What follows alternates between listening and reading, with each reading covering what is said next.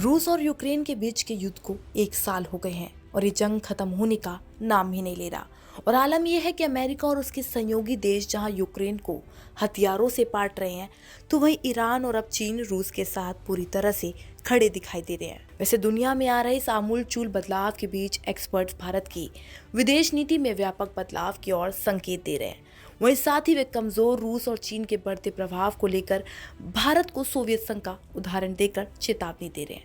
वैसे बता दें कि एक रिपोर्ट के मुताबिक चीन को खुश करने के लिए सोवियत संघ ने क्यूबा मिसाइल संकट के समय भारत को MiG-21 फाइटर जेट देने में देरी कर दी थी।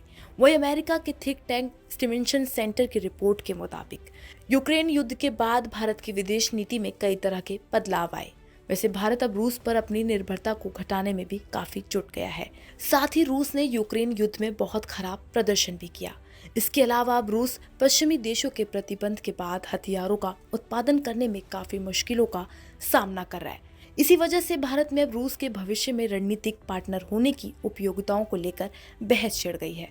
इस रिपोर्ट में भारतीय एक्सपर्ट्स के हवाले से कहा गया कि भारत को एक कमजोर रूस के लिए खुद को तैयार करना होगा, जिसकी चीन पर निर्भरता बहुत ज्यादा है। वैसे एक्सपर्ट्स ने कहा कि इसका दुष्प्रभाव ये हो सकता है कि रूस भारत के हितों के खिलाफ कदम उठाने के लिए मजबूत हो जाए। साथ ही इसमें आपातकालीन समय में हथियारों की आपूर्ति पर रोक शामिल है। वहीं भारतीय एक्सपर्ट इसका एक ऐतिहासिक उदाहरण भी देते हैं। साल 1962 में भारत और चीन के बीच जंग हुई थी। उस समय भारत को घातक हथियारों की बहुत सख्त जरूरत थी। ठीक उसी समय दुनिया में क्यूबा मिसाइल संकट शुरू हो गया था। वहीं भारत ने अपने दोस्त सोवियत संघ से MiG-21 फाइटर जेट देने की गुहार लगाई, लेकिन कम्युनिस्ट देश के नेता निकिता खुश्चेव ने भारत को MiG-21 फाइटर जेट की डिलीवरी में जानबूझकर देरी कर दी। दरअसल आपको बता दें कि सोवियत संघ को क्यूबा मिसाइल संकट के दौरान अमेरिका से निपटने के लिए चीन के समर्थन की जरूरत थी, इसलिए सोवियत नेता ने भारत को MiG-21 फाइटर जेट देने में देरी कर दी। यही नहीं, पश्चिमी देशों के प्रतिबंधों के बाद अब इस बात का भी खतरा पैदा हो गया है कि भविष्य में चीन के उपकरण रूस के हथियारों के रास्ते भारत आ सकते हैं।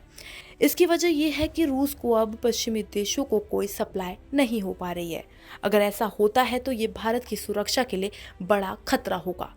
वैसे रिपोर्ट में ऐसा भी कहा जाता है कि अभी भारत के पास ऐसा हथियार है जो रूस को साथ बने रहने के लिए मजबूत कर सकता है। भारत चीन से इतर रूस का बड़ा एक व्यापारिक साझेदार है। अकेले भारत ने यूक्रेन युद्ध के बीच अप्रैल से लेकर दिसंबर 2022 तक रूस से 21 अरब डॉलर से ज्यादा कच्चा तेल आयात किया है। इससे पहले भारत रूस ने न के बराबर तेल खरीदा था। सैद्धांतिक रूप से भारत इसके जरिए रूस को चीन के साथ जाने से रोक सकता है। वहीं भारत रूस के हमले से खुश नहीं है। वहीं पीएम मोदी ने पुतिन को सार्वजनिक रूप से युद्ध को लेकर सुना दिया था। वहीं आपको बता दें कि अमेरिका के स्टैनफोर्ड यूनिवर्सिटी के think tank Hoover institution report के मुताबिक साल 1962 में चीन और सोवियत संघ के बीच दुनिया में वामपंथी आंदोलन का नेता बनने की होड़ लगी हुई थी। सोवियत संघ के नेता खुश्चेव और चीन के कम्युनिस्ट पार्टी के सुप्रीमो माओ त्से-तुंग के बीच वैचारिक आधार पर काफी ज्यादा मतभेद हो गया था। खुश्चेव ने अचानक से चीन को दी जा रही व्यापक सैन्य सहायता को रोक दिया था। इसकी जगह पर सोवियत नेता ने भारत जैसे चीन के पड़ोसी देशों के साथ रिश्ते मजबूत करना शुरू कर दिया, जो ड्रैगन की नीतियों से डरे हुए थे।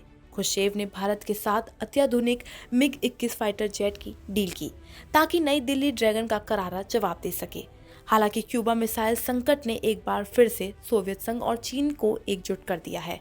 वैसे आने वाला समय ही बताएगा कि रूस और यूक्रेन का युद्ध कब खत्म होगा। फिलहाल देश दुनिया की तमाम खबरों के लिए बने रहें जनहित टाइम्स के साथ।